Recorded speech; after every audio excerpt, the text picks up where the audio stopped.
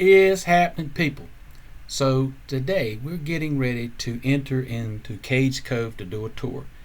Now, Cades Cove is located in the Great Smoky Mountains, and you get up and close and personal with a lot of wildlife, and never miss an opportunity to do that. So hey guys, I hope you enjoy this video. Come along for the ride. Now, when you first get into Cades Cove, there'll be an orientation shelter there. I advise that you stop and get some information, but there's an 11-mile loop that you can just drive around, and there's a lot of buildings and different things to go and to walk up to and visit, and some trails. There's horse trails. You'll see a lot of animals along the way, and it really takes you about a day and a half really to see a lot of this. Now, at about halfway of this 11-mile loop, there'll be the Cable Mill Historical Area and Visiting Center. Now, that's about halfway. I really expected this to be at the beginning, but it's not. You have to go about to the other end. But I didn't know till I actually made the loop that there are two-lane roads that go back and forth between each side of the loop. So if you miss something, it's very easy to get back on one of those two-lane adjoining roads and go back to the other side of the loop. You don't necessarily have to go the entire 11 miles all the way around to get back where you started. So just keep that in mind as you go along. At the beginning, where the orientation shelter is, just prior to getting there, there's a road to the left, and they have campsites here at Cades Cove if you're interested in actually camping there. And they have a really nice picnic area with bathrooms. So if you're coming in from the town of Townsend or Sugar Land's Visiting Center, and by the time you get there, you're going to be looking for some bathroom facilities. So just as you enter on the left, there is a picnic area there with 2 bathroom facilities and a great place to have a picnic lunch or have a picnic supper. We actually ate there two afternoons in a row there at the picnic shelter. So just keep that in mind.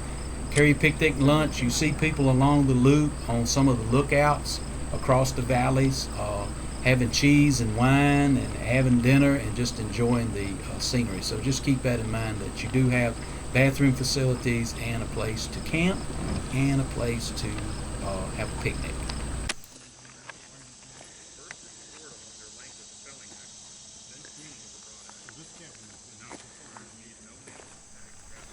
As you make your way around the 11-mile loop, you'll have several spots or stops along the way where you can see some of the architecture of some of the 1800 homes, barns, how they made fencing, all the way around the loop.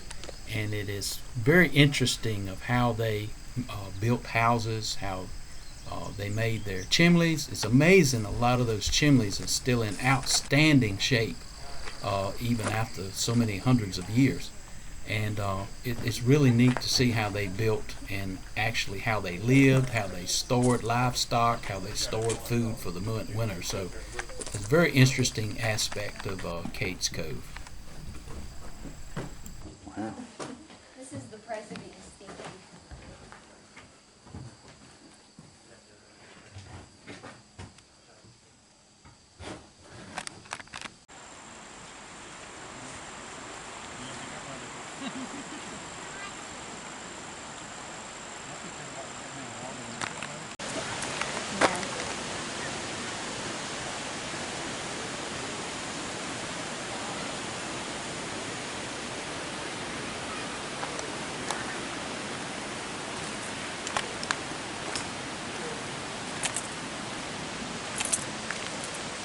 Yeah, but you took the fence up to that. See, that was even after the top on there.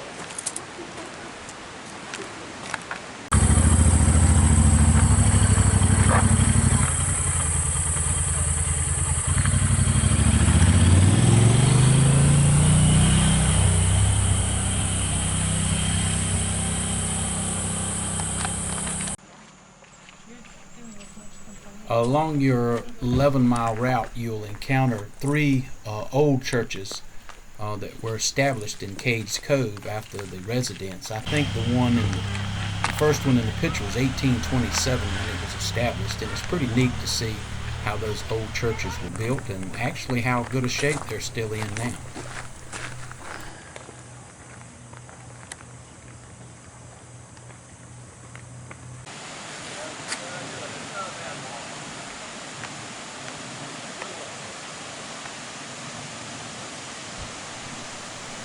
So about halfway around the loop, you'll encounter the Abrams Falls Trail. And as you can see by the sign, the trail is about 2.5 miles long, and it is moderate difficulty. And so you need to carry you some bottled water and maybe some snacks. There were some people actually swimming there at the base of the falls.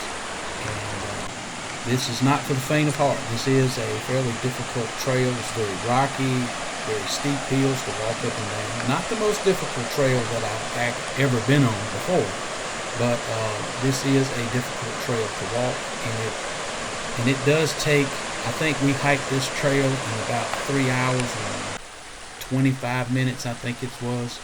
We hiked fairly quickly, and but it does take 3 to 4 hours to hike this trail. So if you embark on this trail, be sure you carry plenty of water and carry you some snacks. And I'm going to let the video play and just show you some highlights. Very beautiful trail to walk. The falls was fantastic. And these falls you can actually walk just about completely under the fall itself. And very worth the hike. I was much glad that we took this hike. But anyway, hope you enjoy this segment of the video.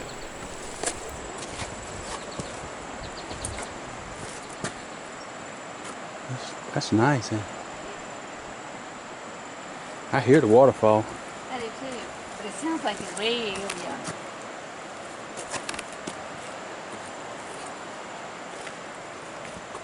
So we'll go back down the other side.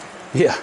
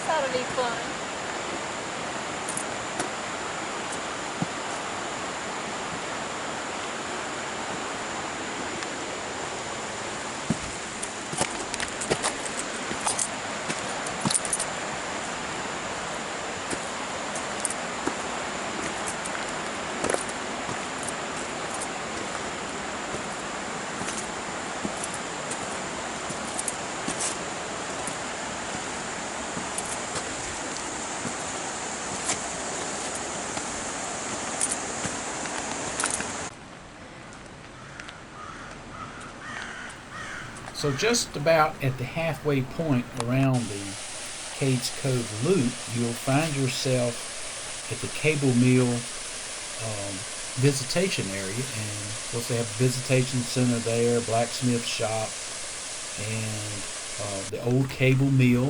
and several other buildings like the smokehouse and the barn and an old Sabra mill there.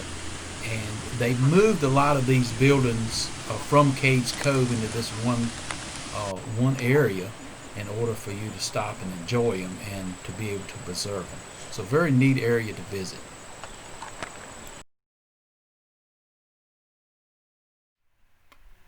Now, this next segment of video is my most favorite. I was blown away by just how close these animals, these deer, turkey, bear, coyotes, actually let people get to them, and how close you could actually drive to them. These animals absolutely have no fear of humans. Now, they advise you to stay 50 yards away from a lot of these animals, but you can literally drive within feet of some of these animals standing on the side of the road. You don't necessarily have to see these animals while you're hiking.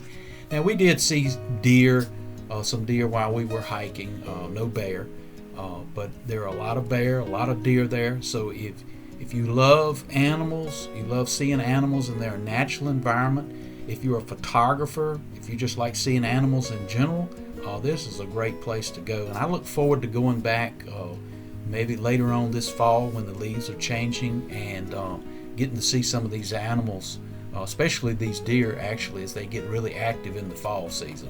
So I hope you enjoy this segment of the video.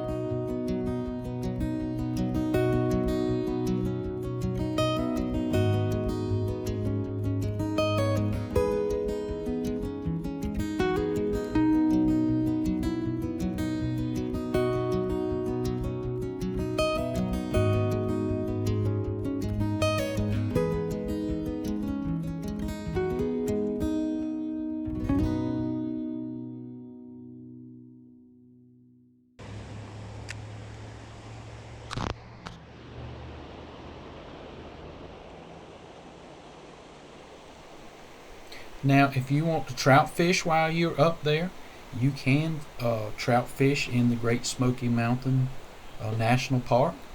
And because the park is located half in North Carolina and half in Tennessee, if you have a valid North Carolina license or a valid Tennessee license, then you can fish anywhere in the park or anywhere the Great Smoky Mountains Park takes place.